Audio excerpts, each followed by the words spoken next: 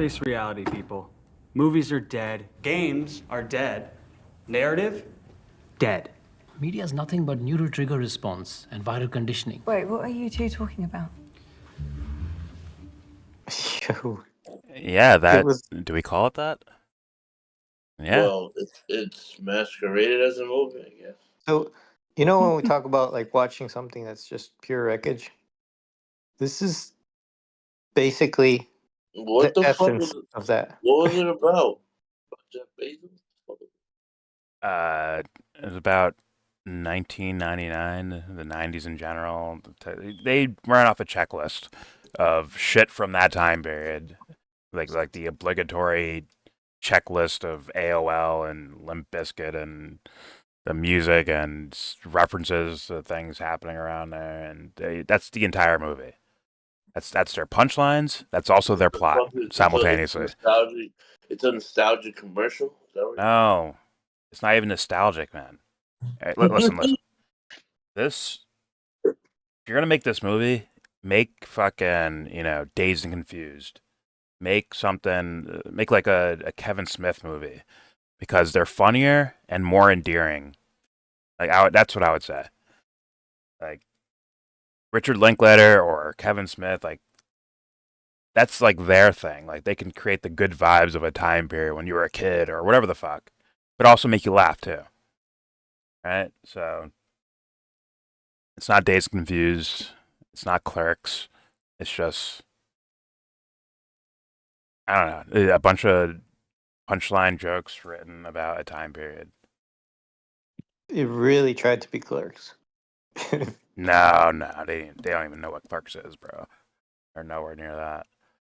I don't even think they were trying to go for that. I think there was like someone just had an idea. Hey, remember that time period? Remember that? Yeah, it's like Yeah. write down a list of all the pop culture references we can come up with, and then turn them into jokes. But whatever, it's I guess attempting a good vibey thing or something while trying to make you laugh. But they don't pull it off for me. They're just like, what the fuck? The fuck am I watching? Like, be funnier if you're gonna do that. It was like a high school project. It was actually like wrestling. Like when they wanted a pop right from the crowd, they would use a curse word. Like Stone Cold would be like, "Kiss my ass," and everyone would go, "Oh shit!" This movie did that in regards to their jokes. When they were like maybe falling flat with a joke, they would just say something like, "Oh well, fuck you, pussy."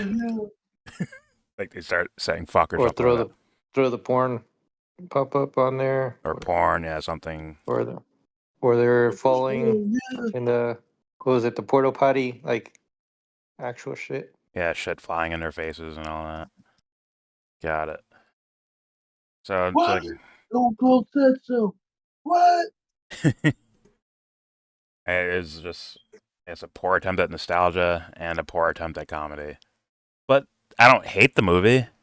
Like there wasn't something where it's just like this is just disgustingly gross. Like as far as like we've seen the worst of things like propaganda or messaging and all that. It's just like a simple kiddie movie kinda. I'm like, okay.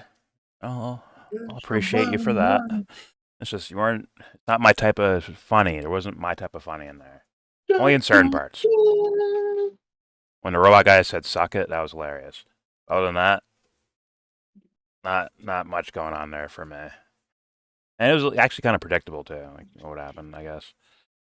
I was wrong on a bunch of things, but I was right on some others. It's kind of just predictable too. So it is what it is. By the way, the name of the movie is Y2K. I don't know why this is coming out in 2024, but it is. It did. And there you go. Do I recommend this? If you're in a silly, goofy mood and you're already drunk or high or something and you just want to trip balls watching some like weird fucking movie, a weird comedy from yesteryear or about yesteryear, here, go watch it. If you actually want to watch like quality, skip, super